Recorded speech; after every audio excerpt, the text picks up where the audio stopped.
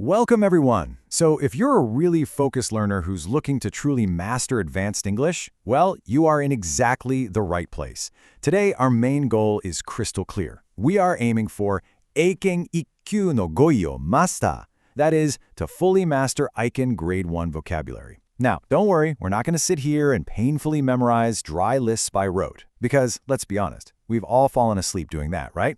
Instead, we're going to unlock these complex words by grabbing hold of their core physical images and weaving them into vivid, totally unforgettable stories. Okay, let's quickly run through our agenda for this explainer. We'll kick things off with vocabulary beyond limits, move into emotion and atmosphere, then society and history, legal conflicts and actions, science and phrasal verbs, and finally we'll wrap the whole shebang up with a memory lock review. All right, Section 1, Vocabulary Beyond Limits. Let's dive right in. So, true language mastery requires a massive mental shift.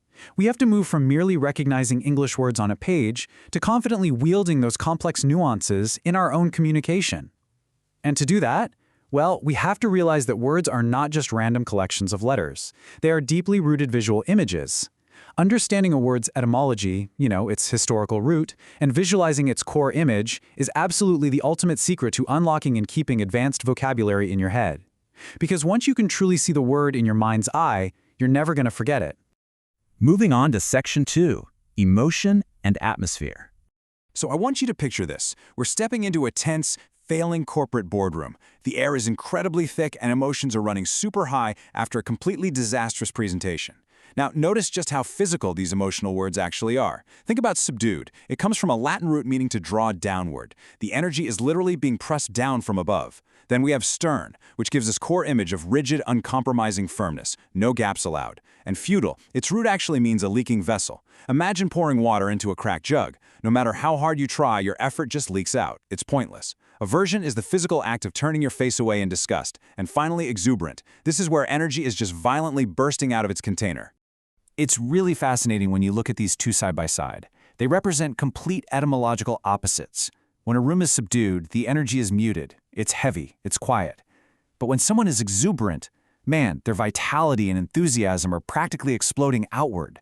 They literally cannot be contained. Okay, let's lock these into our memory with a little story. Listen closely. The boardroom remained in a subdued state. The president cast a stern gaze over the staff. After the failed presentation, any further proposals felt futile.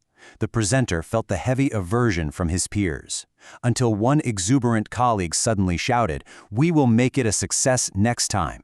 You see how beautifully they all weave together to create a single dramatic climax? All right, Section 3, Society and History. Leaving the corporate boardroom behind, this next progression brilliantly illustrates our journey from ancient empires all the way to modern economies. We start with monarchy, which literally means rule by one. Now, when that goes bad, it rots into tyranny, right? An oppressive, absolute power. But as time marches on, power shifts to economics, creating the conglomerate. I love this one. It literally comes from Latin, meaning different businesses rolled together into one giant ball. And this massive structure leads to unprecedented wealth on a scale that has never been seen before in human history. But I actually want to pause for a second on philanthropy, because it is so easy to translate this simply as charity. But look at the Greek roots, philos meaning love, and anthropos meaning humanity. So this isn't just dropping a spare coin in a bucket. This is a structural, unconditional love aimed at uplifting the absolute entirety of human civilization. It's a really powerful word. So, let's lock it in with our story. Once, the nation was an ancient monarchy, its people suffering under the king's tyranny.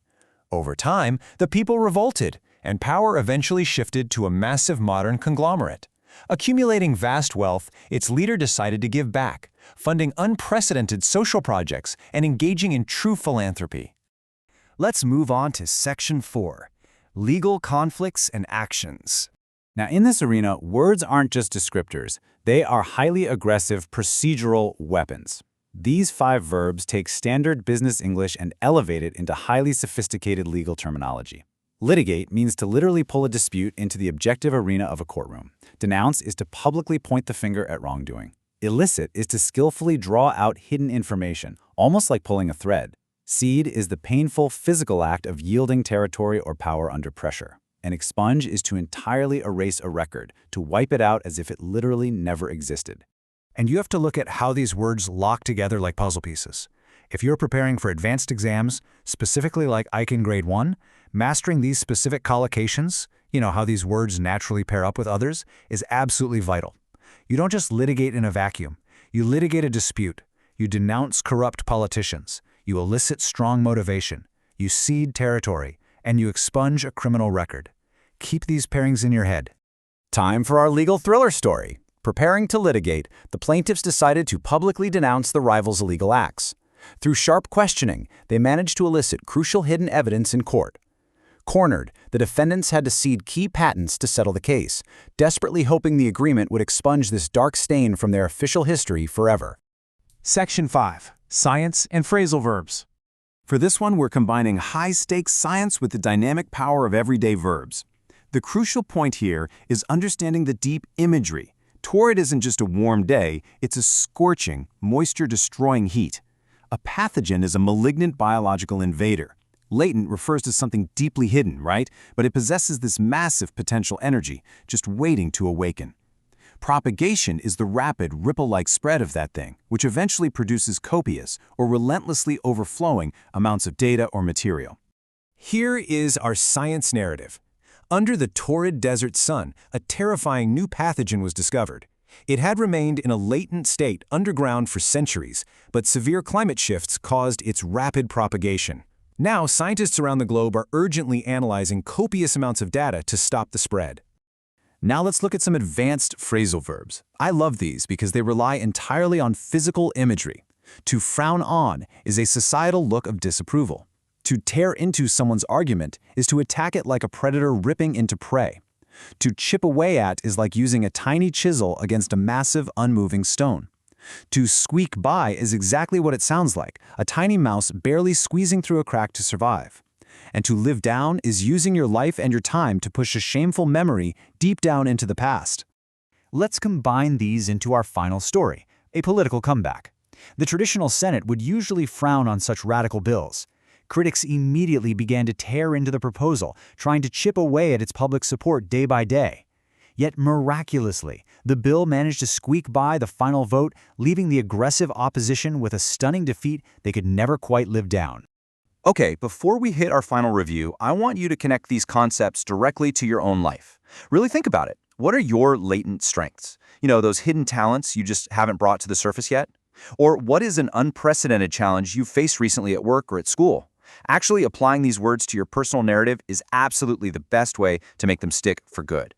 And finally, Section 6, the Memory Lock Review Test.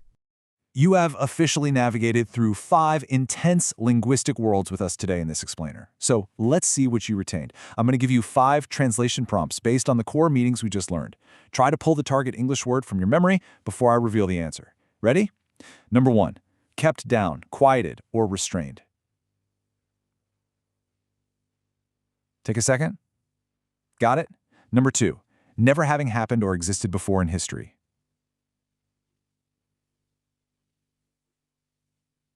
Number 3, to skillfully draw out a response or information. Number 4, overflowing, abundant in supply. And number 5, to barely pass through or succeed by a tiny margin. Okay, do you have your answers? Let's check how you did. Number 1 is subdued. Number 2 is unprecedented. Number 3 is illicit. Number 4 is copious. And number 5 is squeak by. So how did you do? Remember, mastering advanced vocabulary fundamentally transforms how vividly and precisely you perceive the world around you.